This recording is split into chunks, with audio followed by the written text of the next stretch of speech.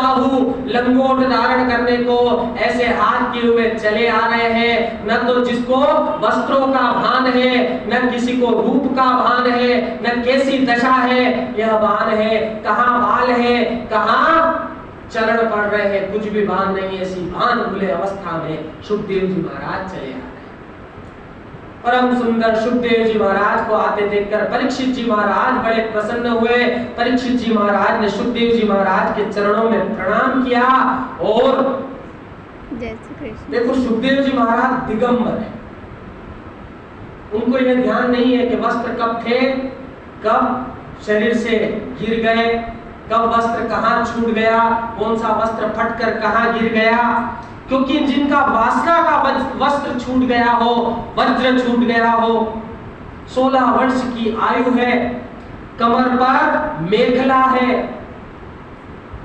आजान बाहु वक्ष स्थल विशाल है, दृष्टि नासिका की ओर है और मुख पर बालों की लट बिखरी हुई है, कृष्ण वर्ण श्याम वर्ण है और तेज झलक रहा है।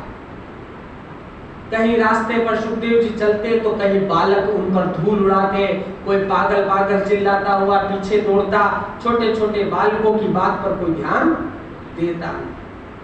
अब सुखदेव जी महाराज के चरणों में जैसे ही राजा ने प्रणाम किया, सुखदेव जी कहते हैं कि राजन, अरे तू घबराता क्यों है, अभी तो 7 दिन है, 7 दिन तो प्रभु की शरणागति के लिए बहुत समय तेरे पास भगवान ने दिया है, तू किसी प्रकार की चिंता मत कर, तुझे सब प्रकार से भगवान का सानिध्य प्राप्त होगा।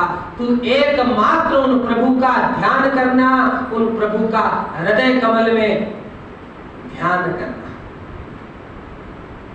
अरे मैं तुझसे कुछ लेने नहीं आया हूं, मैं तुझको सब देने आया हूं।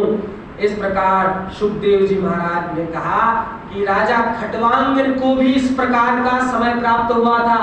जब राजा खटवांग को ज्ञात हुआ, पूरे जीवन भर युद्ध लड़ते रहे, परंतु जब देवताओं ने पूछा कि खटवांग जी अब क्या इच्छा है, तब उन्होंने पूछा कि मेरी कोई इच्छा नहीं, आप तो बता दो कि मेरी आयु कितनी बची। तब राजा खटवांग ने जैसे ही पूछा तो इंद्र आदि देवता ने कहा कि आपकी आयु केवल 2 घड़ी शेष। 2 घड़ी कितनी होती है? 1 घड़ी में होते हैं 24 मिनट, 2 घड़ी में हुए 48 मिनट, कि अब 48 मिनट का समय आपके पास केवल शेष है। तो राजा खटवांग ने सीधे स्वर्ग से उतरकर अपने महल में प्रवेश किया और न तो स्त्री को याद किया, न पुत्र को याद किया, न पिता को याद किया, न किसी भाई बंधुजन को याद किया, केवल परमात्मा को याद किया और 2 घड़ी में मुक्ति को प्राप्त।